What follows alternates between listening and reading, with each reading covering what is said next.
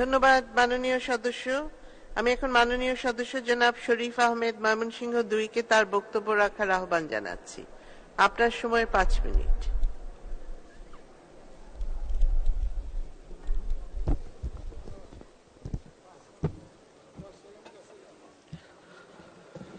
সময় শুরু করেন। বিসমিল্লাহির রহমানির রহিম। মাননীয় স্পিকার, আপনাকে ধন্যবাদ। আজকের এই বাজেটের 2024-25 অর্থ বছরের বাজেটের উপর আলোচনার সুযোগ দেওয়ার জন্য আমি সর্বপ্রথমেই সর্বকালের সর্বশ্রেষ্ঠ বাঙালির স্বাধীনতার স্থপতি, বাঙালির রাখাল রাজা বঙ্গবন্ধু শেখ মুজিবুর রহমানের প্রতি শ্রদ্ধা ভরে স্মরণ করি। 1975-এর 15ই আগস্ট জাতির পিতার সহধর্মিণী শেখ ফজিলুন্নেছা সহ শেখ কামাল, শেখ জামাল, শেখ রাসেল সহ জাতির পিতার অন্যান্য সকল সদস্যদেরকে স্মরণ করি শ্রদ্ধা ভরে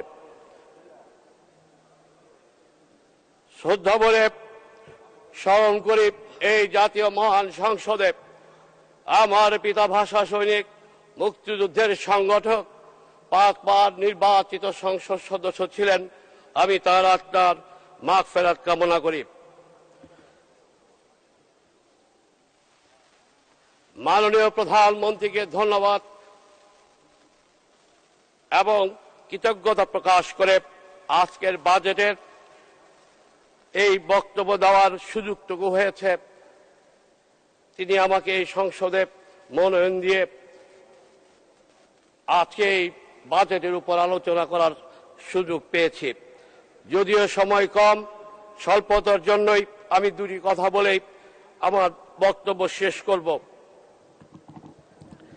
মাননীয় প্রধানমন্ত্রী জননেত্রী বঙ্গবন্ধুর কন্যা, এই 18 কোটি মানুষের শেষ ভরসার স্থল, যিনি তার দুঃসাহসিক নেতৃত্বে দেশের চলমান উন্নয়নের ধারাবাহিকতা বজায় রাখার লক্ষ্যে মাননীয় অর্থমন্ত্রী বিগত 6 জুন 2024 তারিখ এই মহান সংসদে টেকসই উন্নয়নের পরিক্রমায় স্মার্ট বাংলাদেশ স্বপ্নদ্রষ্টা শিরোনামে 2024-25 অর্থ বছরের জন্য অন্তত সময় উপযোগী 7,97,000 কোটি টাকা বাজেট পেশ করেছেন, যা বিগত বাজেটের চেয়ে 11% বেশি। এই জন্য আমি মাননীয় অর্থমন্ত্রীর প্রতি ধন্যবাদ ও কৃতজ্ঞতা জ্ঞাপন করছি। আজকে এই মহান সংসদে 2024-25 এর বাজেটে রাজস্ব আয়ের লক্ষ্যমাত্রা ধরা হয়েছে 5,41,000 টাকা।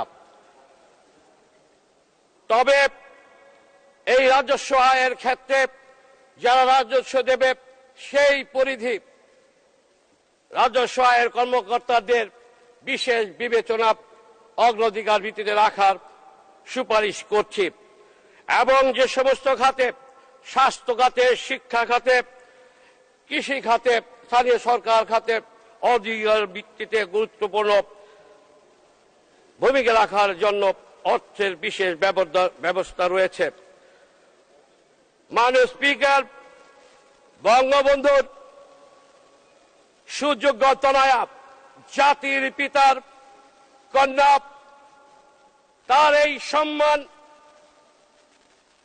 স্থানটুকু এই বাংলাদেশের অন্যান্য নেতৃবৃন্দের চেয়ে উনার যে সম্মানজনক স্থানে রয়েছেন, তারই সফল নেতৃত্বে আজকে পদ্মা সেতুর মতো বৃহৎ প্রকল্প, বিশ্ব ব্যাংকের মতো আর্থিক প্রতিষ্ঠান যেখানে মুখ ফিরিয়ে নিয়েছে, তিনি তার দুঃসাহসিক নেতৃত্বে পদ্মা সেতু নির্মাণের মাধ্যমে আজকে সারা বিশ্বের কাছে পদ্মা সেতু তার সফল নেতৃত্বের সাক্ষ্য বহন করছে।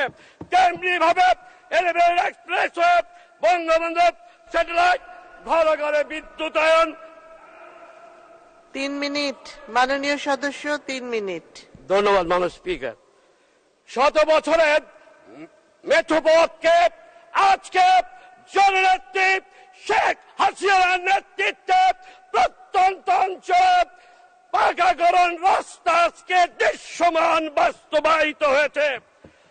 তেমনি ভাবে আপনারা জানেন, তেমনি ভাবে আজকে কোভিড-19, জি অবশ্যই, কোভিড-19 বৈশ্বিক মহামারীতে যেমনি ভাবে মাননীয় প্রধানমন্ত্রী তার তার অভিজ্ঞতা এবং নেতৃত্বের গুণাবলী দিয়ে এই 18 কোটি মানুষকে বিনামূল্যে ভ্যাকসিন দিয়ে তিনি সফলতার সাথে এই বাঙালি জাতিকে সেদিন এই মহামারী থেকে রক্ষা করতে সক্ষমতা অর্জন করেছিলেন। আর এই সমস্ত মেগা প্রকল্প, এই দুরব্যাধি থেকে বাঙালি জাতিকে তিনি যেমনি সফলতার সাথে মোকাবেলা করেছেন, আমরা যারা মুক্তিযুদ্ধের সন্তান, আমরা বিশ্বাস করি, আমরা তার নেতৃত্বের প্রতি শ্রদ্ধা এবং আস্থা রাখি। আজকে যে মুদ্রাস্ফীতি এবং দুর্নীতির কথা উল্লেখ করা হয়েছে, আপনারা যারা বিভিন্নভাবে এই পবিত্র সংসদে এই বক্তব্য উপস্থাপন করেছেন, দুর্নীতির পরপুত্র হল তারেক জিয়া, যিনি ইতিমধ্যেই মানি লন্ডারিং করে সাজাপ্রাপ্ত আসামি হয়ে বিদেশে প্রবাস জীবন যাপন করছে।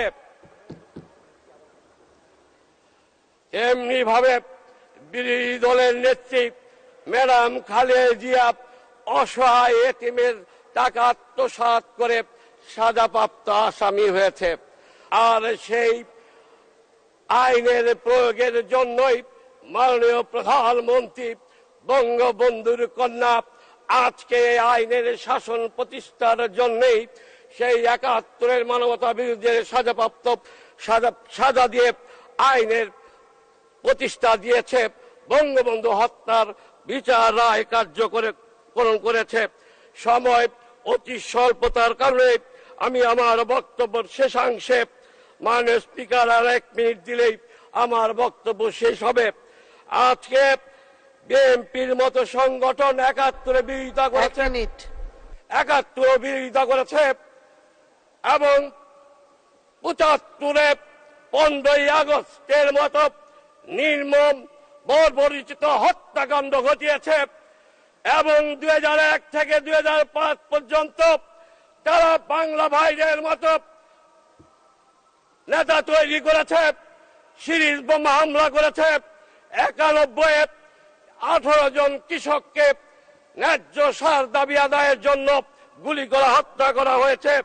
কাজেই আসুন মাননীয় প্রধানমন্ত্রীর নেতৃত্বে 2041 সালের মধ্যে স্বাধীনতার পক্ষের সকল সংগঠন, সকল মানসিকতার মানুষ ঐক্যবদ্ধ হয়ে জননেত্রী শেখ হাসিনার নেতৃত্বে, মাননীয় প্রধানমন্ত্রীর নেতৃত্বে 2041 সালের মধ্যে সমৃদ্ধ বাংলাদেশ, স্মার্ট বাংলাদেশ এই আগামী প্রজন্মের কাছে উপহার দিবে, এই দৃঢ় প্রত্যয় ব্যক্ত করে।